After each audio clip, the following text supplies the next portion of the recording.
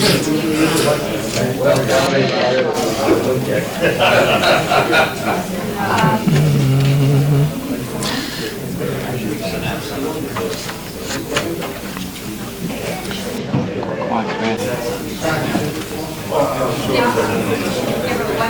it? Good, yeah. If I can have your attention, we'll go ahead and call the meeting to order. We've got a lot of business on the schedule today. If we can go ahead and begin to gather. I appreciate your attention.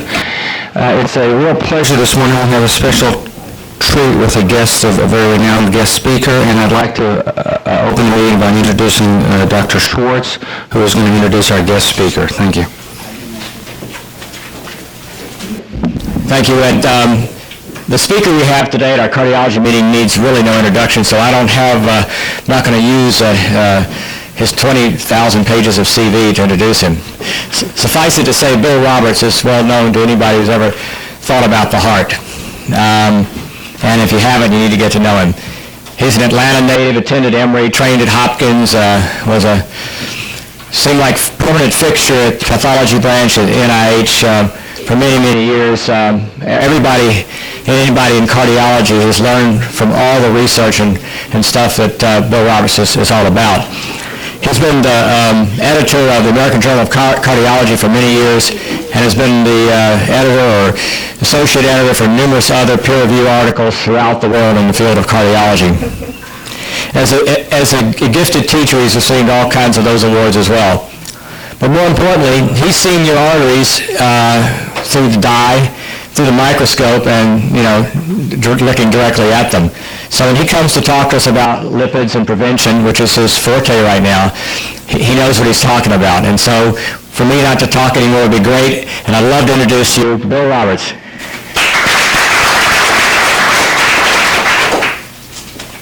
Well, thank you, Dr. Schwartz, for those generous and flattering comments. It's really a pleasure to be here. Tommy Dickinson invited me here. I mean, I was a boy years and years ago, and actually John Arnold invited me first way back at Key Biscayne when you would learn how to do catheterization. So it's a pleasure to be here. What I'm going to talk about is atherosclerosis for a bit, and you'll go ahead with the slide.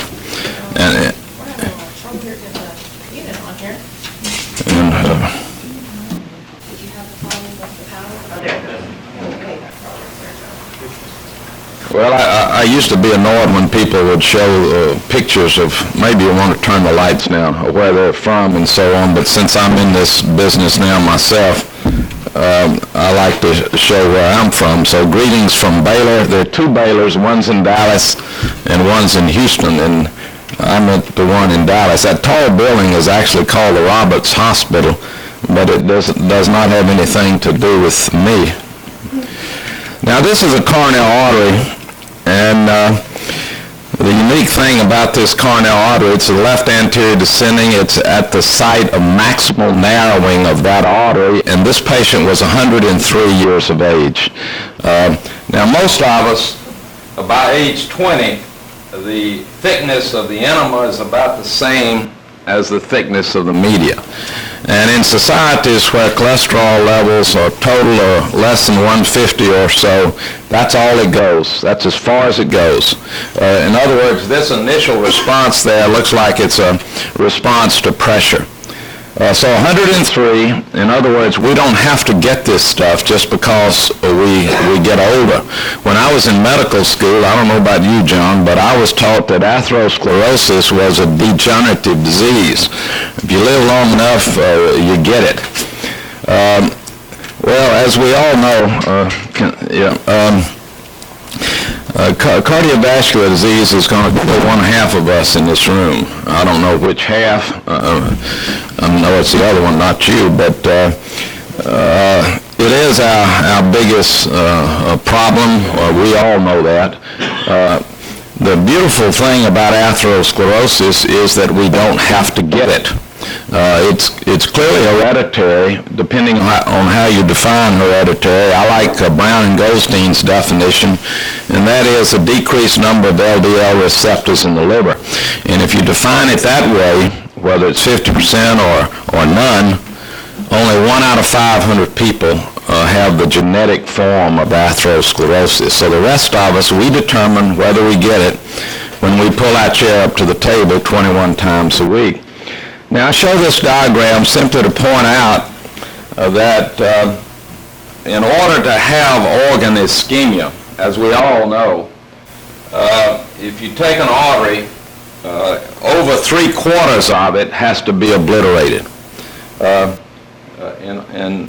that's the same for aortic stenosis or mitral stenosis. You have to obliterate over 3/4 of that lumen before there's an obstruction, before there's diminution of flow.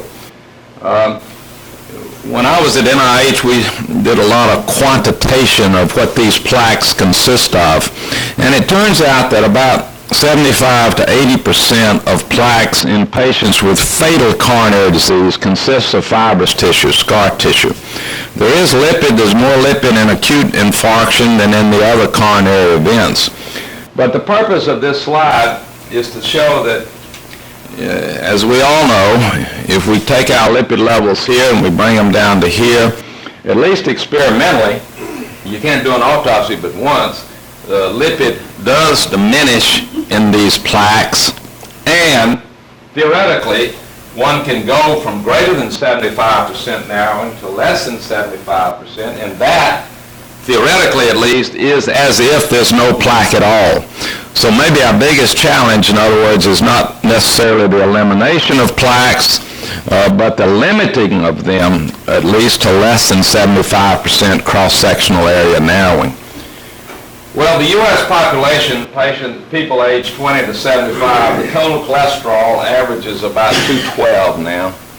The non-developed world, which is the majority of the world, of course, the average total cholesterol in adults is 150. So we're the exception over here. This slide I've always liked because it shows the percent of the U.S. population which have total cholesterol levels greater than 240.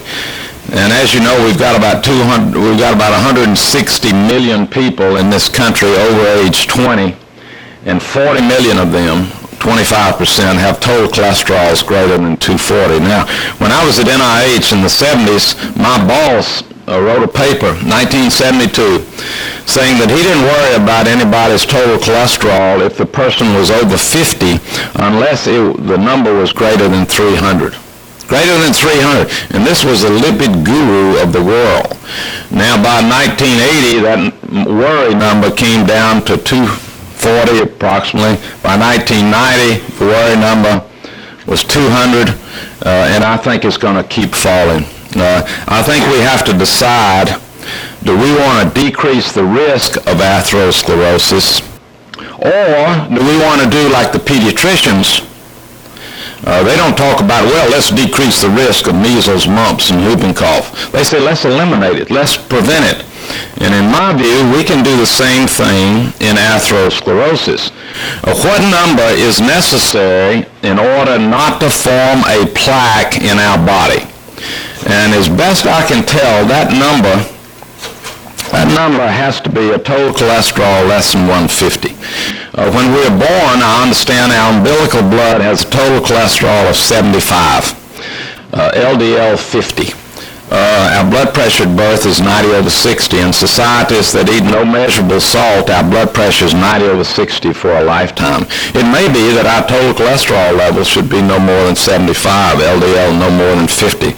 But at least in this country, by a month of age, in most of us, the total cholesterol shoots up to 150, LDL to 100, and it stays that way until we graduate from high school and then gradually goes up.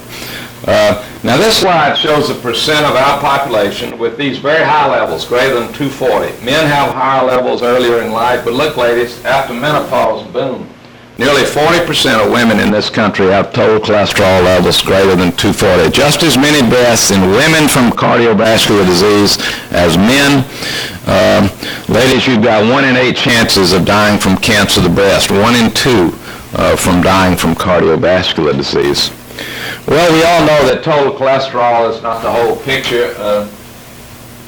I think of the LDL, the L meaning lousy, bad one of course, and the H meaning healthy. I show this simply to point out that in most of us, the HDL stays the same most of our lives. It's about 10 milligrams per deciliter higher in women than men. In boys, right at puberty, the LDL starts going up. And it's higher than women early in life, but again, after menopause, LDL is higher in women than in men. Well, I'm not going to go through this, but the connection between cholesterol and atherosclerosis is as firm, in my view, as anything in medicine. If I go to a cocktail party or reception and somebody comes up to me and says, "Doctor, what causes hardening of the arteries?" I don't say it's a multifactorial disease. It's something we can't get a handle on. I say it's a cholesterol problem, and the evidence for that, I think, is very strong. If total cholesterol, and I learned this in the 1960s when I went to Kampala, Uganda. When I was there, I examined about 500 hearts at Makere Hospital in a week. And I hardly saw an atherosclerotic plaque. And I learned that the population there had total cholesterols of 110, 120, 130, 90, very different from this country. They had a lot of high blood pressure. They smoked a lot of cigarettes. But atherosclerosis is a problem of cholesterol. Now, if total cholesterol is greater than 150, things like hypertension and smoking really plug in and they accelerate the process. But if the total cholesterol level is under 150, LDL less than 100, plaques may not form. I think we have to ask the question, if I came in to see any of you as a patient, and I said, "Doctor, what number do I have to have not to form any plaques in my arteries?" What would you tell me? I think we're getting close to the answer to that question.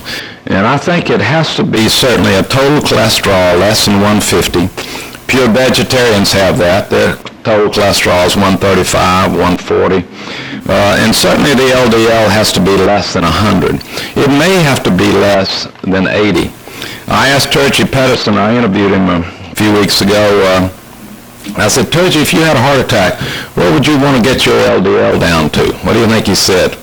Now, here's a guy who designed the 4S study. He's thought a lot about this problem. He said, "Well, if I had a heart attack, I'd want my LDL to be 50.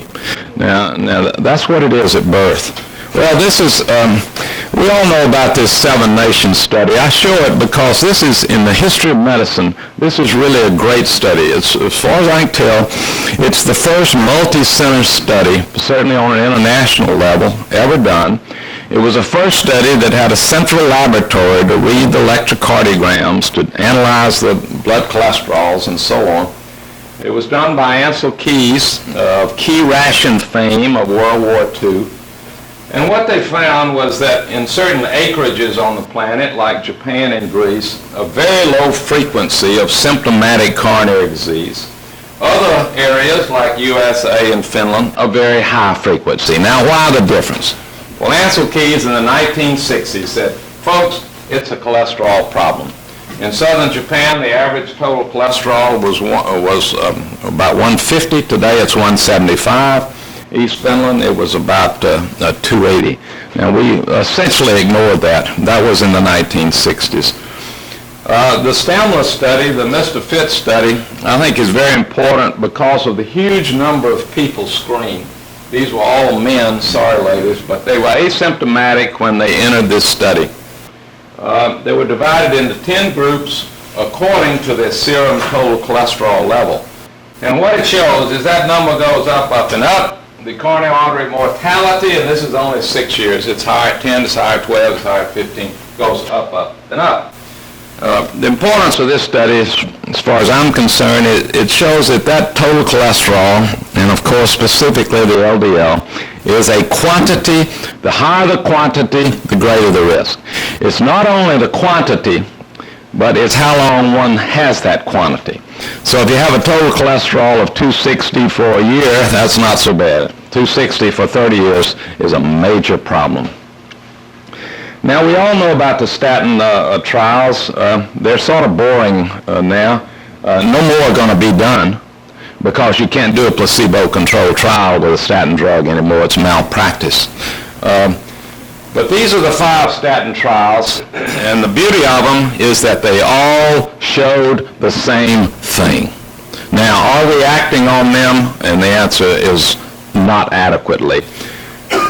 These are the primary prevention ones, of course, showing the population group of patients who never had clinical evidence of atherosclerotic disease. The secondary prevention of those who've already had a heart attack. And this line separates those with baseline high numbers. These are baseline low numbers. The AFCAPS, TexCAP study is of considerable interest, in my view, because if you went by the National Cholesterol Education Guidelines, 83% of the people included in AFCAPS, TexCAPS would not have been treated. Not have been treated, 83%. In other words, the guidelines, folks, if you go by them, a joke, in my opinion. Now, these are the data in these 5 trials. These are the statin drugs used: pravastatin, pravastatin, pravastatin. Now, notice, always 40 milligrams. So if you're going to use pravastatin in your patients, and you're going to get these results, you got to use 40 milligrams. Now, of course, most people who use pravastatin use 20. This is lovastatin, 20 or 40, and this is the 4S study, simvastatin, 20 or 40. Now, we all know that the LDL should be less than 100 in people who've already had a heart attack. And in these studies, all of these people had a heart attack. Only one study averaged LDL less than 100, and that was the study that had the lowest beginning LDL. The average LDL in people with heart attacks is not 180 or 190. The average is pretty close to 140. In other words, none of these studies get that LDL down to a level that if you or I had a heart attack, we'd like to get it to. A couple of important things on this slide, in my opinion. One is the percent reduction in LDL. These studies went anywhere from 25 to 35% reduction in LDL. These are actually minimal figures because all of these trials were evaluated by intention to treat method, and a lot of the people in the treatment group didn't take the drug. So these are minimal percentages. And now we know we can reduce LDL up to 55 to 60%. So we can do better than any of these trials did. If you look at this column over here, the relative risk reduction, and that's a percent reduction between the events, the placebo group and the statin group, the difference there, 29%. Now, the point I want to make from this slide is basically whatever reduction you get in the LDL, that's the reduction you can get in a 5-year period in patients who have had a heart attack or in preventing a heart attack in that group. In other words, look at the 4S study, the best one of all these, in my opinion. Reduction in LDL of 35%. The chance of a heart attack in the next 5 years was reduced 35%. Now that's pretty good. You can't get that with a beta blocker. You can't get that with an aspirin tablet. You can't get that with an ACE inhibitor. If I come into your hospital and I have a heart attack and you send me out on one drug, make sure it's a statin drug because it has more powerful benefit. It also has anti-ischemic properties than any of the others. And folks, I have no stocks in any pharmaceutical company. I assure you that. Now, when I was in medical school, I don't recall a single lecture on nutrition. None, zero. When I graduated from medical school, I didn't know the caloric count of a single food. I bought a little calorie counter at a drugstore not long after that, and started, whenever I'd go through a cafeteria line, I said, oh, that pie is 400 calories, and finally I got a little tuned into all of this stuff.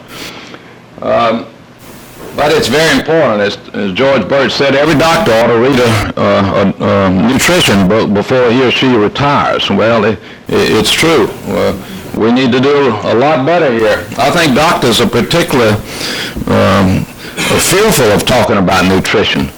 Women know a lot more about foods and liquids than most physicians that I know. It's a major embarrassment to the medical profession, and I think it's holding back our talking to patients about what we all put in our mouths. Now, cholesterol is relatively simple. Most of us eat now only about 300 milligrams of it a day. Milligrams. Not grams, milligrams, and not even enough to get a calorie out of it. A toothpick weighs about 100 milligrams. So most of us don't eat more than the equivalency of 3 or 4 toothpicks of cholesterol every day. And cholesterol comes mainly from 2 sources. Eggs, the visible and non-visible eggs we eat, that's nearly half. And most of the rest of it comes from cows. We call it beef, it's really bovine muscle. That's a 28%, and then milk is 9%, cheese is 5%, butter is 4%. So if we give up eggs and if we give up cows, we have beat the cholesterol issue. Yes, sir. That slide represents the percentages of cholesterol in a specific diet at a specific time, and that add up to 100% of the total cholesterol during the day. So that if you were eating a diet that didn't have eggs or beef, but you had a lot of poultry or fish, which both contain cholesterol, then your percentages of cholesterol from those products would go up considerably. Well, right? That's true. What you're saying in essence, and this is true, is that gram for gram, the amount of cholesterol in 100 grams of chicken muscle, 100 grams of turkey muscle, 100 grams of deer muscle, 100 grams in a bovine muscle, 100 grams in a porcine muscle are all the same. In other words, you don't switch from one flesh to another to decrease the quantity of cholesterol you take in. You switch from one flesh to fish primarily because there's much less fat in the fish than in the other animals, and number 2, possibly the oils in the fish are favorable oils. Fat, of course, is another kettle of fish. All these books are out on low cholesterol. I think the emphasis should be on fat. Stone Age men and women apparently ate 600 milligrams of cholesterol every day, but they didn't eat animals that were put in feedlots that last 5 to 6 months of life. I mean, in this country, the way we do it with cows, of course, is we kill about 100,000 cows every day. We have 272 million people in this country and 100 million cows. We kill 100,000 of them every day. And we do it differently than in the rest of the world, including Europe and Asia. We bring them into these feedlots and we feed them 20, 25 pounds of grain and soybean. Why do we do that? We do that, of course, to make them fat, because when they're fat, they taste better. And then we kill them, and then they kill us. And that's the way the system works. Now, fat, the average American now in the U.S., I understand, eats about 140 grams of fat a day. None of us should eat over 75. We'd all be better off if we ate no more than 50. A deck of cards, incidentally, weighs 75 grams. I weighed it in my lab. That should be our absolute limit of fat. But cows are a big source of fat in this country. We all know that these fats are not pure. It's which one is dominant. Every fatty acid has all 3 components in it. I think it's important to remember that saturated, that S means solid at room temperature. So if you have grease in a skillet and it's solid at room temperature, dump it. Things like coconut oil, palm kernel oil, 92% saturated fat. Scott Grundy in Dallas has a lot of evidence that monounsaturated is better for us than polyunsaturated. Olive oil is over 75% monounsaturated. So if you have to eat that egg, cook it in olive oil. The heat does not alter the olive oil. Now, if you want to get a good grease job in a hurry, there's no better place than the fast food chain. McDonald's puts up a new outlet, as you know, every 3 days somewhere in the world. Every time it goes up, the cows, cry a little bit more. There's a group in Washington that goes around every 5 or 6 years to determine the ingredients of the various foods and liquids served by the fast food industry. The champ at the moment is Carl's Jr. Double Western Bacon Cheeseburger. Folks, that's over 1,000 calories right there. You squeeze it real hard and you come up with 14 or 15 teaspoons of fat in that single hamburger. The Department of Agriculture tells us our daily value for sodium, that's not salt, it's sodium alone, should be no more than 1,800 milligrams. You can get all that in good Carl's Jr. every day. Well, there's some differences between herbivores and carnivores. I think the easiest way to stay at ideal body weight to lower our cholesterol levels is to cut down the flesh we eat. And I'm not convinced at all that human beings are carnivores. This is some of the evidence for that. If you look at the various characteristics of carnivores and herbivores, we are in that herbivore group, whether we want to be or not. Carnivores have claws, we have hands. Some argue, well, the teeth in the front of our mouth are sharp, but most of our teeth are flat for grinding. The intestinal tract of a carnivore is short. You give your dog or cat something to eat, they got to go outside in a few minutes. The intestinal tract of a carnivore is 3 times body length. Intestinal tract of an herbivore, including a human being, is 12 times body length. When we eat that steak, it takes 5 days to go through that intestinal tract. Now, when you cool your body, you pant like a dog or do you sweat? When you drink water, do you lap it like your cat or do you sip it? I don't know any human beings that make their own vitamin C. The carnivores do. Of course, we don't.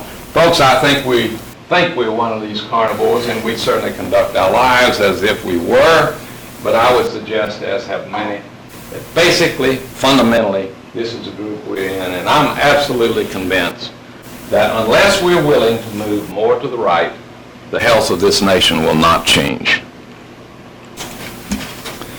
There are a number of people who've studied diseases that vegetarians, fruit eaters, non-flesh eaters don't get. As far as I can tell, this started by a general surgeon, by Burkitt of Burkitt tumor fame, who went to Kampala, Uganda right after World War II. And after he'd been there a while, he noticed that, he wasn't operating on patients with hemorrhoids, diverticulosis, appendicitis, gallstones, or kidney stones. He said, what's going on here? And I think that stimulated some studies in a lot of places. The number of vegetarian societies, of course, is diminishing every year. But atherosclerosis, high blood pressure, very uncommon in these societies. Now, maybe cancer of the breast is hereditary in 4 or 5%, but most it's not. Cancer of the colon, prostate gland, much more frequent in meat eaters than non-meat eaters. Diabetes after age 50 is nil in pure vegetarian societies.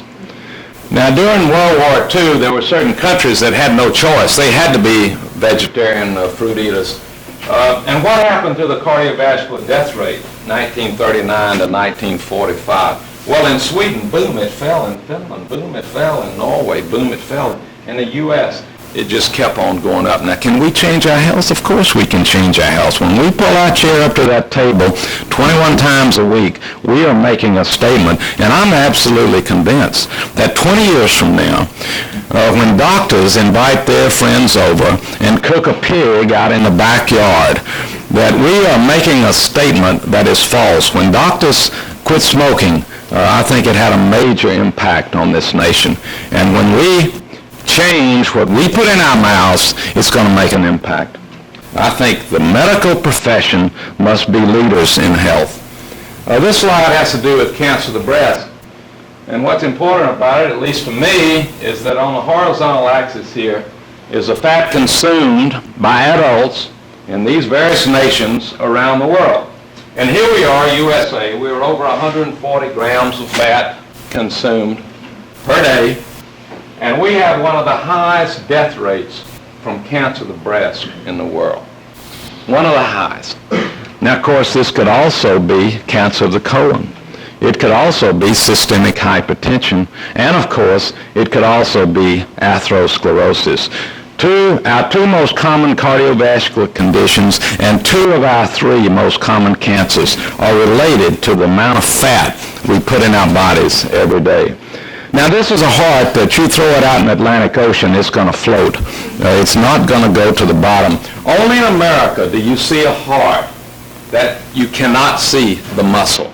It's all fat on the surface. And you send this patient to bypass operation, and the surgeons have to cut through this fat and get all that greasy stuff on their hands, and they have to change their gloves 2 or 3 times to find the artery and then put that conduit in there.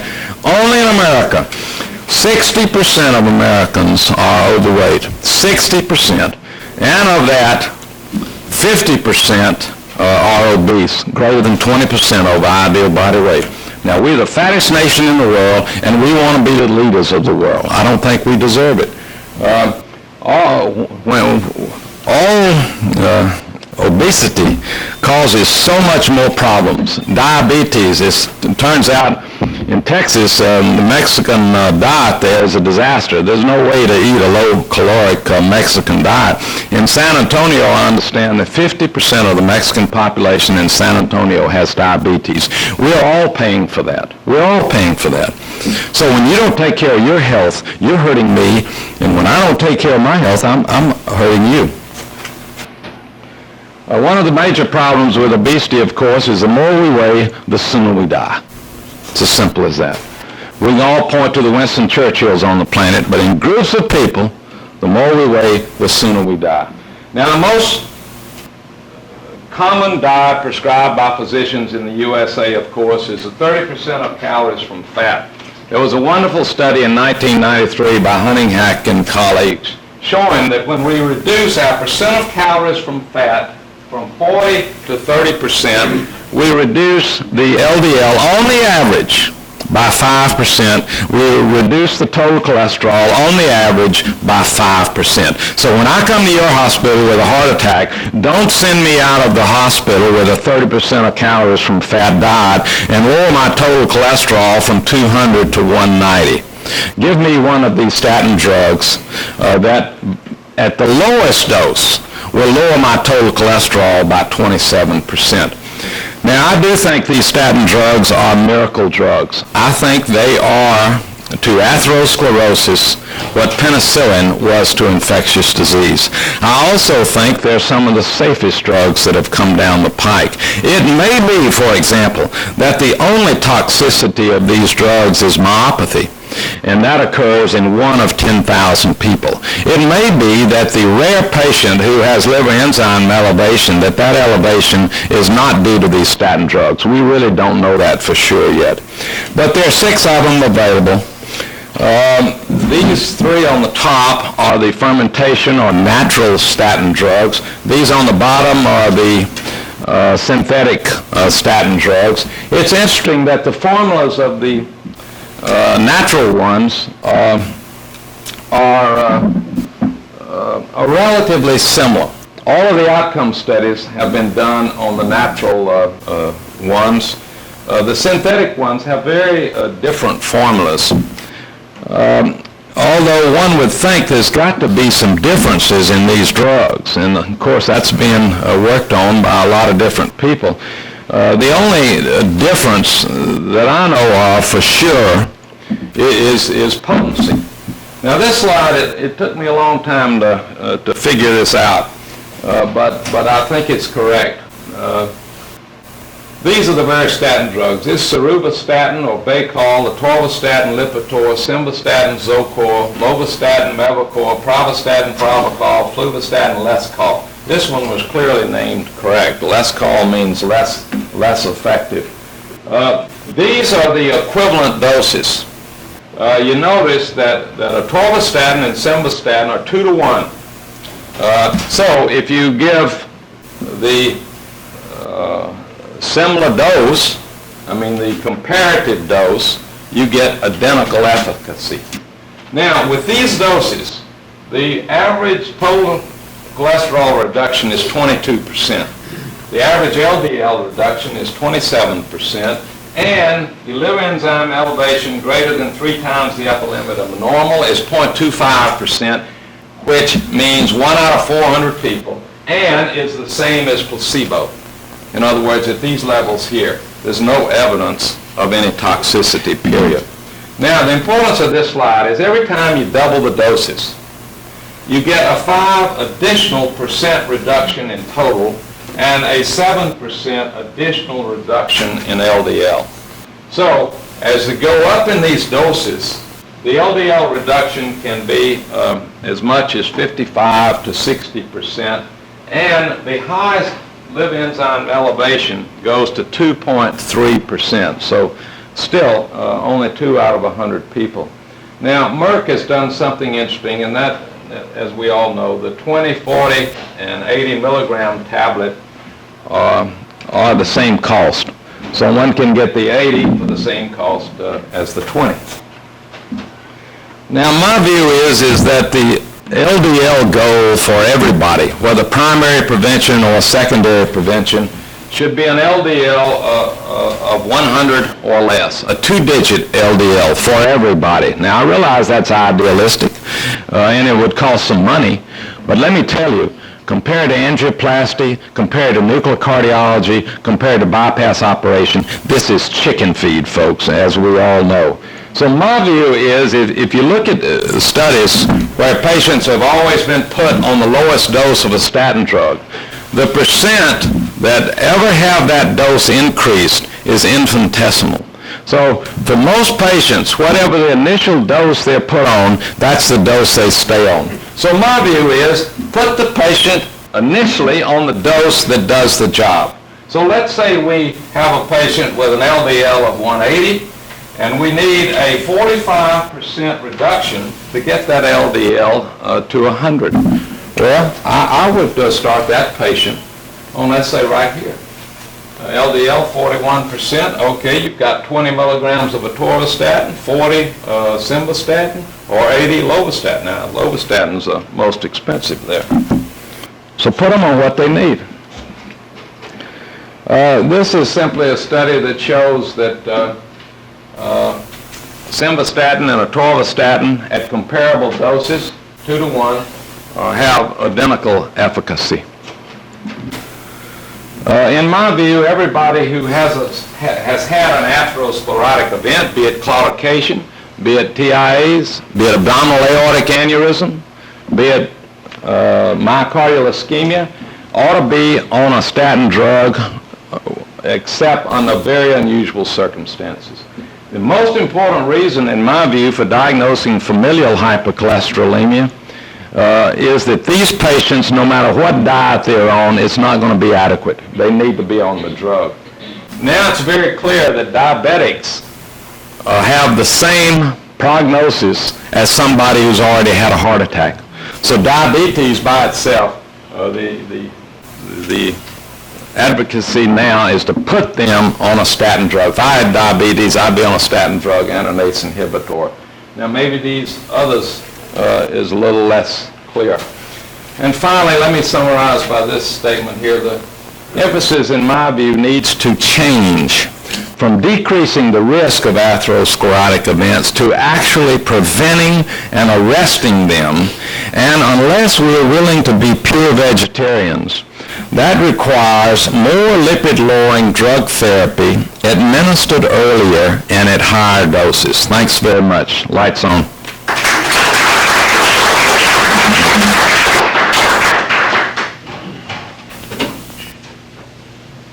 Question? Yeah. Bill, we hear a lot about different types of lipoprotein abnormalities, lipoprotein small a, LDL subclass category B's. How does that fit into your concepts there? Yeah. In other words, are those additive factors, or should we just forget about them? In my clinical experience, I found that it's nice to identify those, but I really can't treat them. Yeah. I tell you my view, Charlie, which several people remind me is a single view, that we have 15 million people in this country with symptomatic atherosclerosis. 15 million. 10 million of those coronary. We have 40 million people with total cholesterols greater than 240. And we have about 3.5 million people in this nation on a statin drug. So, you know, if you look at the big picture, relatively few people are being treated. Now, as far as I can tell, the little small dense LDL particle versus the buoyant particle has no real practical clinical significance other than when the triglyceride level is quite up, the chances are that the majority of the LDL is going to be small and dense. And when the triglyceride level is down, the chances are over 80% that most of the LDL particles are going to be large and buoyant. So it is a stimulus to lower the triglyceride levels, and incidentally, the statin drugs, in my view, are very good at lowering triglyceride levels. And I think they can lower, and all of them do the same way, they can lower triglyceride levels by up to 40%. And triglyceride levels are different than LDL levels. You get the same percent reduction in LDL no matter what the baseline LDL was. Triglycerides, the percent reduction is dependent on what baseline is. So the higher the baseline, the greater the reduction. If the baseline is low, you don't get much of a reduction. In my view, the fenofibrate and those things should be added on to the statin, not monotherapy in any of them. It's my understanding that measurement of ApoB and those things, the standards of those around the country is a disaster. So you may send blood to one lab to get ApoB or whatever determined, and send it to another lab, you get a completely different number. So that is going to require considerable improvement in standardization before those tests are going to be useful. I think they're useful from a research standpoint, but not from a practical standpoint. You know, my experience has basically been just, you identify people with lipoprotein small a, or even with LDL subclass pattern B, the lipoprotein small a is very hard to treat. You give them huge amounts of niacin and not much happens. And the one thing that's reliable is reducing the cholesterol, and so I've sort of gravitated that despite, some other information, because that's really what we have to offer. Yeah, well, all these studies show that if we lower our LDL, we decrease the chance enormously of a first heart attack and a repeat heart attack. If you raise the HDL, we don't have evidence yet that that's going to prevent a heart attack, or first one, or a repeat. The LP little a, we don't have information yet for sure. That's my view. John? Lipitor seems to be the only available statin that has a long duration of action, and it's the only one that you can take any time during the day. The rest of them you're supposed to take around bedtime. And then you draw the serum lipid fasting the next morning, and they look good, regardless of which statin you're taking. But I wonder, people that are on statins other than Lipitor, what their lipids might look like after their evening meal with the short duration of action. And I've never heard this question even raised or addressed. I don't know the answer to that. As you mentioned, apparently the half-life of Lipitor, atorvastatin, is about 14 hours. The half-life of most of the others is about 3 hours. Now, nobody knows whether that's good or bad. It's interesting that we published a study in the American Journal of Cardiology of high doses of of atorvastatin and high doses of simvastatin.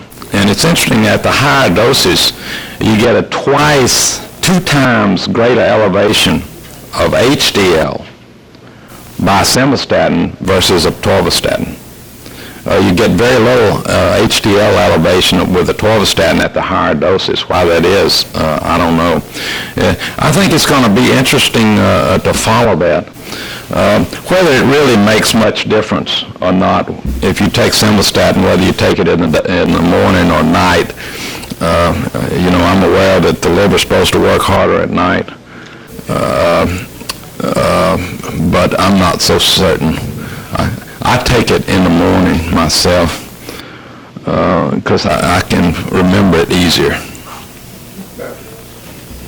I just wonder if people are really getting the protection that they think they're getting with the short duration statins, and they're so pleased that their lipids are dramatically lowered by getting a fasting lipid profile in the morning, and later in the day they may be surprised. Well, I've had mine at the American Heart and American College of Cardiology tested, at 9 o'clock in the morning, 12 noon, and close to 5, and they're about the same. I don't notice any difference, and I'm on simvastatin myself. Dr. Roberts? Yes, sir. Just apropos of the comments made by Dr. Kari. One of the most interesting observations that is coming out is the fact that at least in South Asian populations, particularly people from India, who are essentially largely vegetarian, there has recently, particularly when they migrate to the West, an explosion of premature coronary artery disease. And the lipid patterns that we are discovering in that group of patients is primarily the atherogenic lipoprotein profile of pattern B that Dr. Kari referred to, with small dense particles predominating. And these are people who are pure vegetarians and therefore have a very high carbohydrate intake, which leads to an increased elevation of triglycerides, as you referred to. And that it also appears that in this group that statins are not as effective as some of the other drugs in the long term.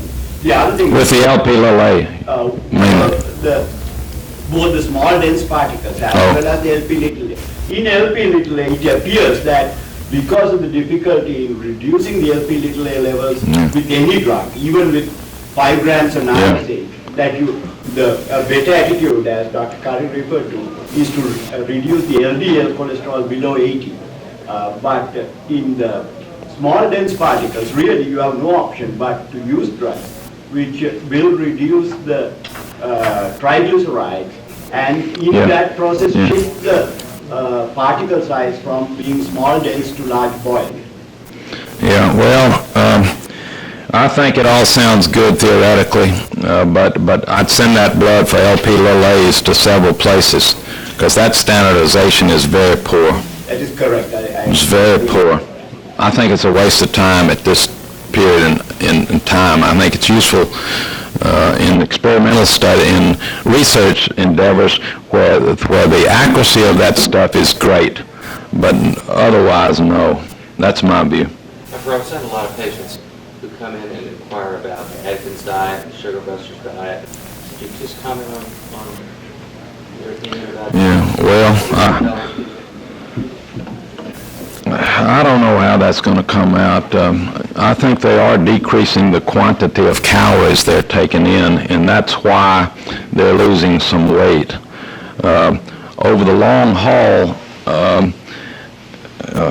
there are a lot of people who believe that excess protein is why we get so much osteoporosis in this country, so much osteoarthritis. The more protein we take in, the more calcium we lose in the urine, the greater the osteoporosis frequency. Some people have estimated in this country by age 65, the average woman has lost 35% of her skeleton. I don't know the answer to that. I'm basically fundamentally a calorie in, calorie out guy. And I think these are gimmicks, and that'll switch after a while to another one. latest hot topic on the street now with the statins are the effect on C-reactive protein and nitric oxide and acute ischemic syndrome. Can you comment on what that has to do with? Well, I don't think of atherosclerosis as an inflammatory process. I know some of the Harvard professors do, but I think that's going down the wrong road. I don't think it's an infectious disease either. Your point is that the statin drugs have characteristics and beneficial things that are more than just lowering LDL and raising HDL and lowering triglycerides. There's no question they are also anti-myocardial ischemic, as a couple of studies have shown beautifully. They are anti-inflammatory. They convert the substances secreted by endothelial cells from vasoconstrictive to vasodilatory. So I think we're going to see more and more beneficial properties of these. They also have effect on fibrinogen and so on. Folks, thank you very much.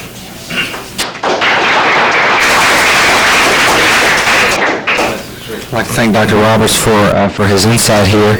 We have some other matters of business that we're going to try to review quickly this morning. The first, Dr.